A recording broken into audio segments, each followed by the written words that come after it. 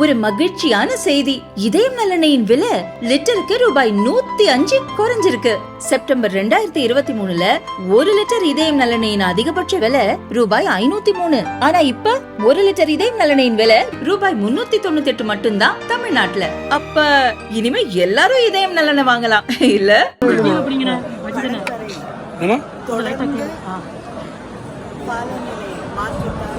கடல் அரிப்பு பாதிப்புக்கு ஆளாகி இந்த கோயிலுக்கு வரக்கூடிய மக்கள் அங்கே கூட முடியாத ஒரு லட்சக்கணக்கான மக்கள் இந்த கோயிலுக்கு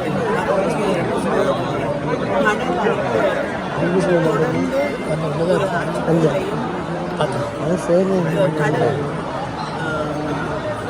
அந்த கடலில் ஓர கரை குறைந்து கொண்டே வரக்கூடிய ஒரு சூழல் பல கேள்விகளை எழுப்பக்கூடிய சூழலில் அமைச்சர் அவர்களும் இங்கே வந்து இந்த நேரடியாக இங்கே இருக்கக்கூடிய நிலையை நிரந்தரமான ஒரு தீர்வை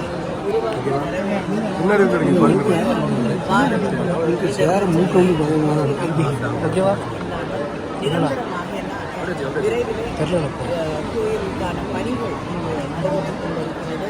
விரைவிலே கோயிலுக்கான கும்பாபிஷேகம் இந்த மண் அரிப்புக்கு நிரந்தர எக்ஸ்பர்ட்ஸ் அழைத்து இந்த துறையில் இருக்கக்கூடிய நிபுணர்கள் கடல் அரிப்பை தடுப்பதற்கு ஒரு நிரந்தர தீர்வை உருவாக்கி அதை பற்றி கலந்தாலோசித்து முதலமைச்சரிடமும் தெரிவித்து விரைவிலே அதற்கு பணம் ஒதுக்கீடு செய்யப்பட்டு ஒரு நிரந்தர தீர்வை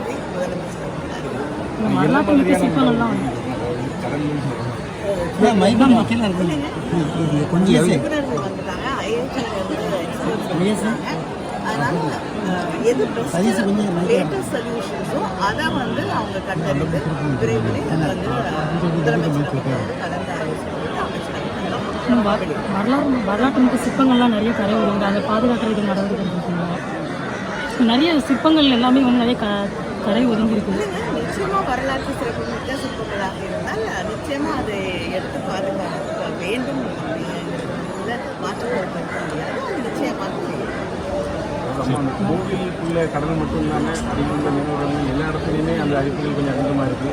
அவங்களுக்கு பாதுகாப்பு நடவடிக்கை ஒட்டுமொத்த எல்லாத்தையும் சேர்த்து தான் ஒன்று நம்ம நினைவில் வைத்துக் கொள்ள வேண்டும். இது வந்து தமிழ்நாட்டில் மட்டும் நடக்கும்.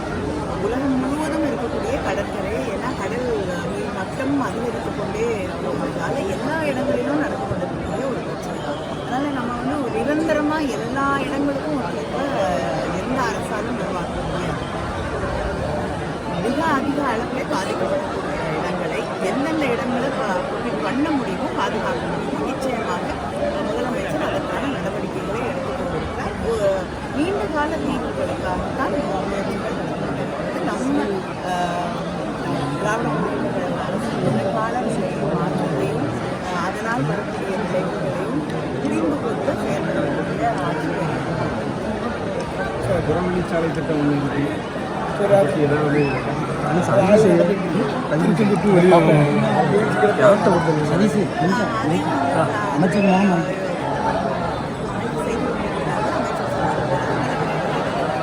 கோயில் பணி